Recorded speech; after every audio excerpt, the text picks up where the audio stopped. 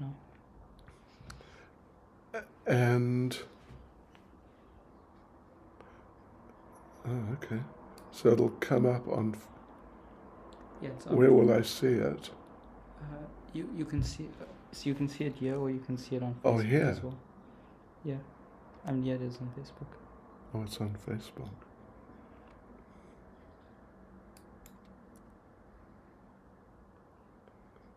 Oh, I can hit Facebook.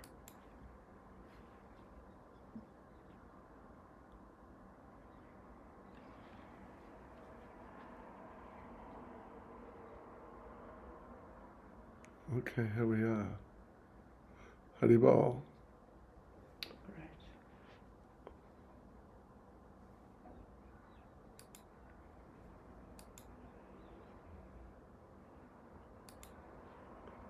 Okay. Now, oops. Turn on the sound. Now, oops. Turn on the sound. Now, oops. Haribol, can you just help here? Oops. Haribol, can you just help here? Oops. Haribol, can you just help here? See, this doesn't work at all. Haribol, can you just help here? Okay. So now what? You're muted now, so you can just. Yeah, I mean you just on the screen. It's muted. Only. Yeah. All right. Okay, devotees, here we go. Questions and answers. First of all, some prayers.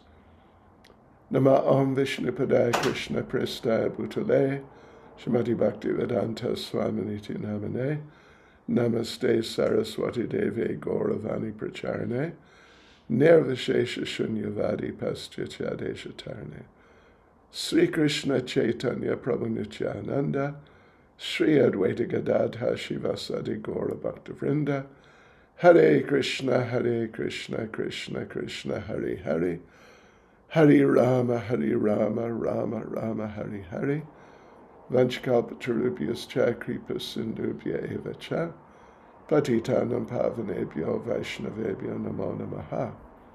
Srila Prabhupada ki jai. Okay, devotees, questions and answers. We have 7 questions. First one is a long question. Just listen to this. How do I find my purpose and develop taste and faith in the process and develop the affinity to chant nicely, dispel all doubts and limiting beliefs of the subconscious mind and ego of self, and fulfill the duties of Krishna consciousness in line with Prabhupada? How do I chant and be happy? Thank you.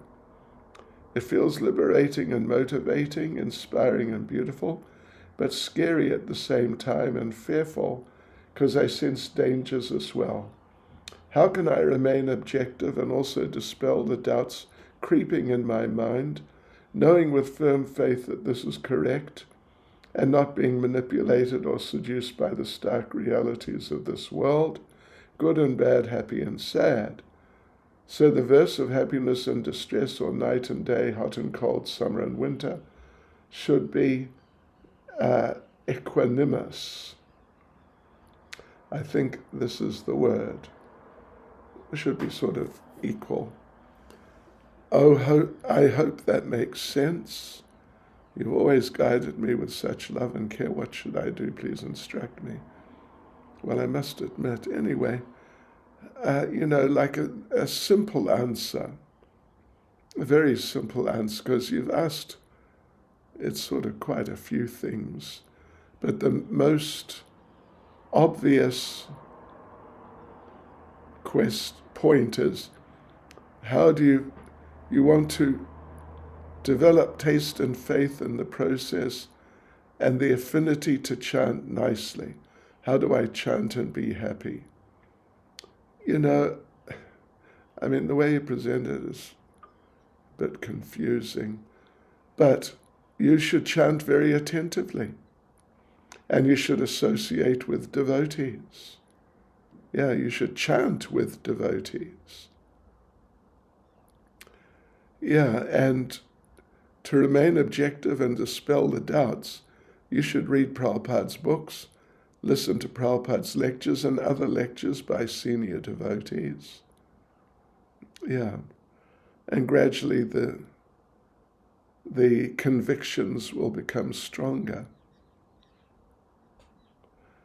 Anyway, that's what I could say at present, because, you've interwoven quite a few things here. Yeah, you really have. How can you remain objective? So that's what I'll say for the time being. If there's not enough there, then you'll have to write back. Second question, does the type of bhakti attained by an aspiring devotee depend on the kind of association that the candidate gets?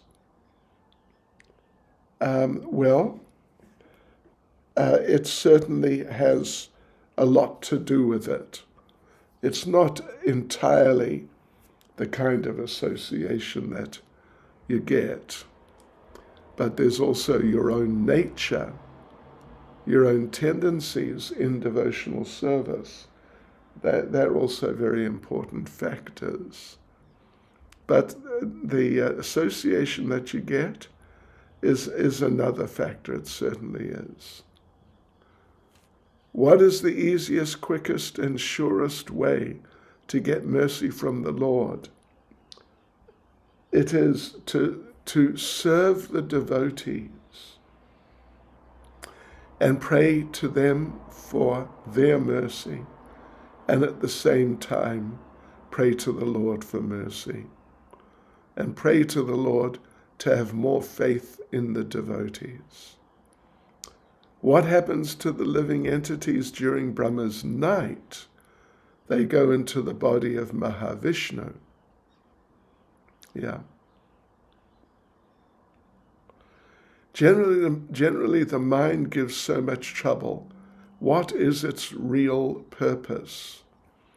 Well, the mind is a connecting point between the senses and the intelligence. It's where the impressions from the senses come in, and then they're passed on through the mind to the intelligence. So in other words, what you see some things, and that sort of the data, the information, is passed from the eyes, which see the different things, from the eyes to the mind. And then the mind passes those things on to the intelligence. Can you please explain how to understand whether we're pleasing the Lord or not? Yeah, okay. There are different things depending on the circumstances. Mainly, if the spiritual master and the senior devotees are pleased with what you're doing, then you can know the Lord is pleased. In another situation, and Prabhupada talked about this, if when you're doing your service, you do it strictly according to the Vaishnava standards for that service, then you can know that it'll be pleasing to the Lord if you don't speculate when you do your service. How to get rid of the tendency to only see the faults in other devotees. Can we suggest some practical tips regarding this? Yeah. You should memorize the qualities, 26 qualities of a devotee. Then when you see the devotees, instead of seeing their faults, you should consciously, very consciously, consider, keeping that list of 26 qualities in front of you, you should look at the devotee and see which of the qualities of a devotee this devotee has. And you got to memorize the qualities.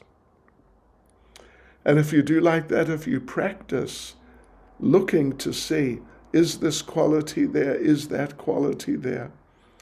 The 26 different qualities.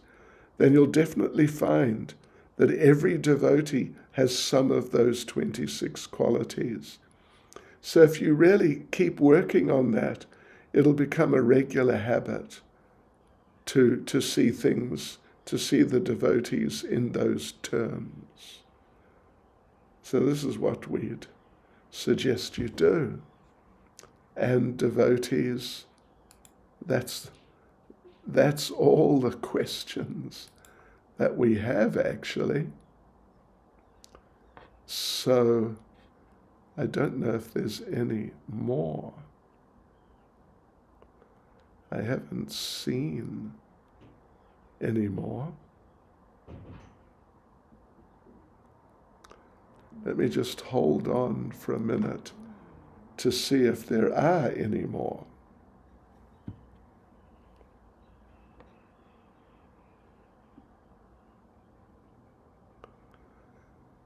Hare Krishna devotees, if there are any more comments, put them in the comments section in Facebook.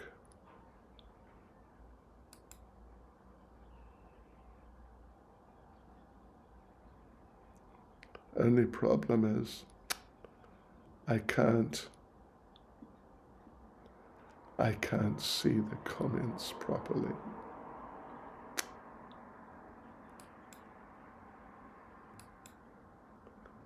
It's very difficult.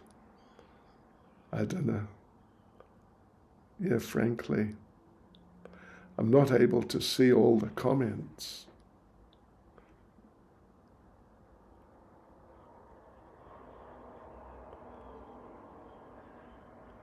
I can only see some comments.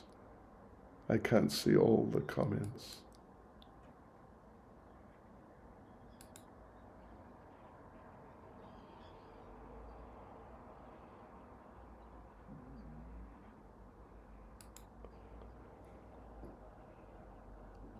Or maybe, well, hang on. Or maybe, oh no, wait.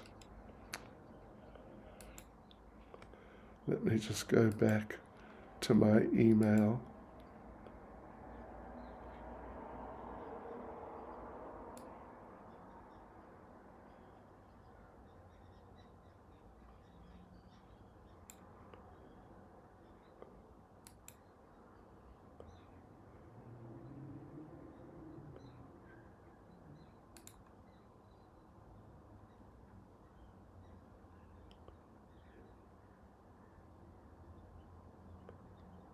Anyway, I've got lots of comments here.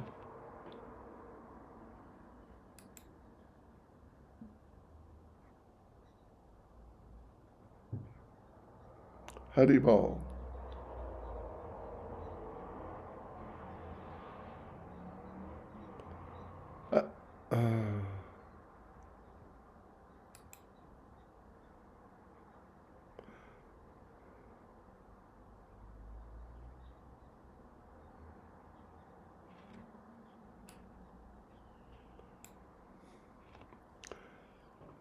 Okay, I think that's the end, devotees. I can't. There's one more question. I'm not sure if you saw. Where did you get it from? Mother Kasturi Manjari said that she sent it to you on Facebook, in the comments, but she's going to send it to me right now.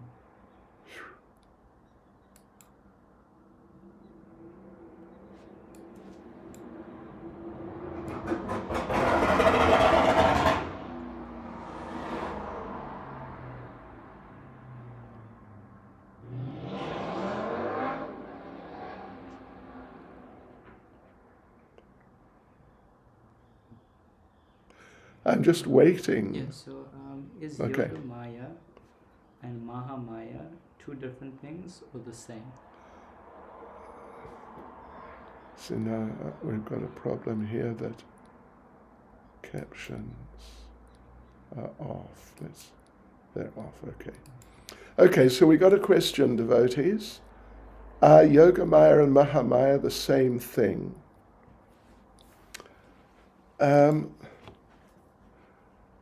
Well, yes and no. Yes and no. Yoga Maya is the internal spiritual potency of the Lord, which covers the Brij Basis, the great devotees of Vrindavan, who are so much in love with Krishna that they forget he's God. Yeah. And they think he's just their friend or their child or whatever in terms of their rasa, their relationship. Yes. So it's an illusion because he's not just their friend, he's God. He's not just their son, he's God. But because of their love, they see him in terms of the rasa, in terms of the relationship. That's Yoga Maya. Then Mahamaya, Maha of course means great, and Maya means illusion. So Mahamaya means the great illusion, which makes us think that we're not servants of Krishna, we're not spirit souls, we are these bodies, we're residents of the material world, that's who we are, that's where we belong. So it's just a great illusion. So then again, there's a connection actually between Yoga Maya and Mahamaya, because it depends on the whether the person is a devotee or not. But otherwise, generally, there are these two forms of illusion. Yoga Maya, yoga meaning to be linked with God. So Yoga Maya means that illusion which helps you link more closely with Krishna. Yeah. It's an illusion, but it brings you closer to Krishna. And because yoga means to link with Krishna. I see here Rasamandala has put in a question. Please explain the position of the mind when the soul leaves the body and continues its journey. Well, yeah, when the gross body dies, the subtle body, mind, intelligence, and ego, does not die, but it carries on and goes on into the next gross body. Yeah. So the mind is part of that. The mind is part of the subtle body. So, yeah, and Krishna says in Bhagavad Gita, whatever your mind is focused on at the time of death, you'll attain to that state. Yes, so whatever, in other words, whatever your subtle body is focused on, then you will attain basically you can just say, whatever the mind is focused on at the time of death, then the subtle body, including the mind, will take you to that for the next body. That's the basic idea.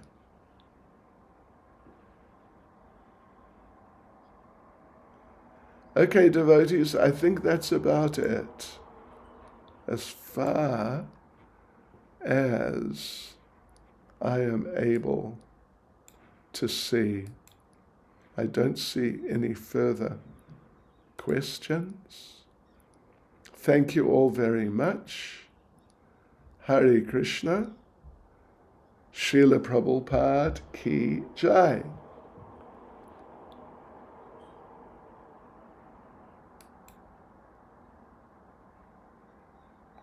Haribol.